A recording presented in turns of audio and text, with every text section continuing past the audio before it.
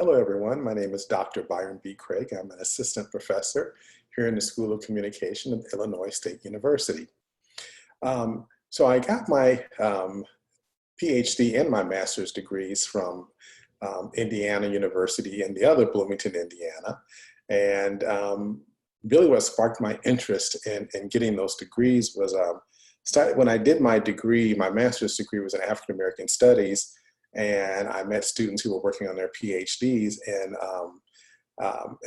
rhetorical studies. And in one of the projects I worked on, I combined my interest in African American studies to the interest of rhetoric, and that's how I got into this field.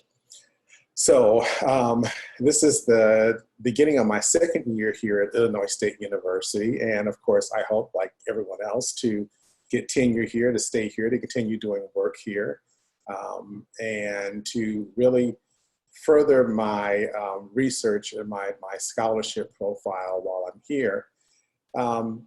And since I've been here, I've been teaching classes in small group communication and classical rhetoric. And it's interesting for me because that's not my forte. It's not really what I teach. I'm really more into race and rhetoric classes, but I found a way to, I think, make the small group communication class maybe a bit more difficult for some students, but I like the class because what I'm doing is showing you the impact that small groups can have through the study of, through rhetorical studies or communication studies. And in the classroom, my teaching style is one where I want students to really engage with the readings and to come in and have a really great conversation. I don't use textbooks. I provide the readings for students, but they are scholarly articles. And so my job is to help you understand how to read scholarly articles and then to engage with those in a conversation with your peers in the classroom. So while I like talking in the classroom, my goal is to really have you engage with the readings and show that you can talk about them. So in other words, I'm asking you to flex your intellectual muscles in the classroom. And that's really important to me. But I also love having students write and to help you learn how to write about that scholarship that you're reading, and also bringing in other examples such as media, different films that we can look at to help you gain an understanding of what you're reading and how it is impactful in our current public culture. So that's really about how I like to teach. I have a really friendly style, I think, of teaching. Not to say that I don't, I take it seriously, and I want you to take the information seriously also. But I think we can still have a good time and build a good community while we're in that classroom setting. So my area of research really is around notions of race and trauma, and how we create a rhetorical theory around those. In other words, how do we respond when issues of anti-Black racism are occurring, for instance, right? How does that promote social movement that then promotes change in government policy and makes our community, our culture, one that's more equitable, that has more equality, that has more social justice for different groups.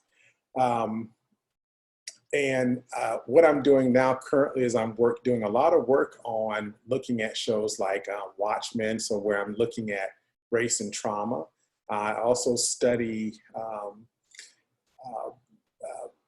memorial sites like the lynching memorial in Montgomery, Alabama, and talk about how those sites not only tell us about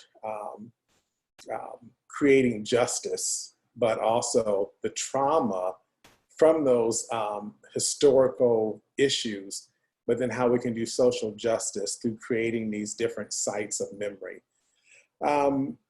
So just a little advice that I would give incoming communication students is I think it's fine for you to have a trajectory of where you see yourself in your career, But one thing I used to teach in the Kelley School of Business at Indiana University, and one thing I always tell students there, and I think it's important for you here as well, if you're on that career trajectory, is to don't think about what's out there now, but think about what could be needed in the future, right? So in other words, what can you create to make this a more fair and just society?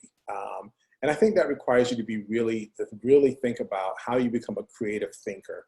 So, you know, think forward, right? Don't think about what's just out there now, what kind of jobs are out there now, because those jobs can be gone in a flash, right? So you all know we're going through an era now where it's uncertain, right? We don't know what tomorrow holds. So always be thinking about what's going to be needed in 5 to 10 years, right? And plan out your trajectory thinking about that.